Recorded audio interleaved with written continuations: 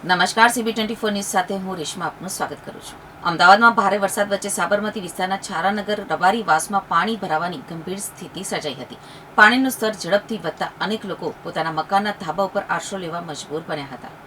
અમદાવાદમાં સતત વરસી રહેલા ભારે વરસાદના કારણે સાબરમતીના છારાનગર રબારીવાસ વિસ્તારમાં પાણી ભરાવાની ગંભીર પરિસ્થિતિ સર્જાઈ હતી.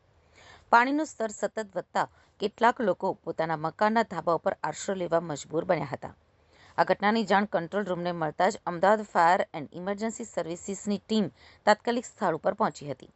ફાયર વિભાગે સચોટ આયોજન સાથે રેસ્ક્યુ ઓપરેશન હાથ ધરી પાણીમાં ફસાયેલા કુલ 11 લોકોને સલામત રીતે બહાર કાઢ્યા હતા.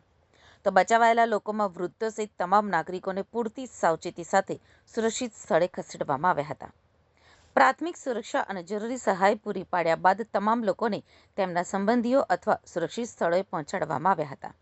સમયસર મળેલી માહિતી અને ફાયર વિભાગના ઝડપી પ્રતિસાદના કારણે મોટી જાનહાનિ ટળી હોવાનું અધિકારીઓએ જણાવ્યું હતું. ભારે વરસાદની પરિસ્થિતિને ધ્યાનમાં રાખીને Ahmedabad fire and emergency services દ્વારા શહેરના વિવિધ વિસ્તારોમાં રાહત અને બચાવ કામગીરી સતત ચાલુ રાખવામાં આવી રહી છે.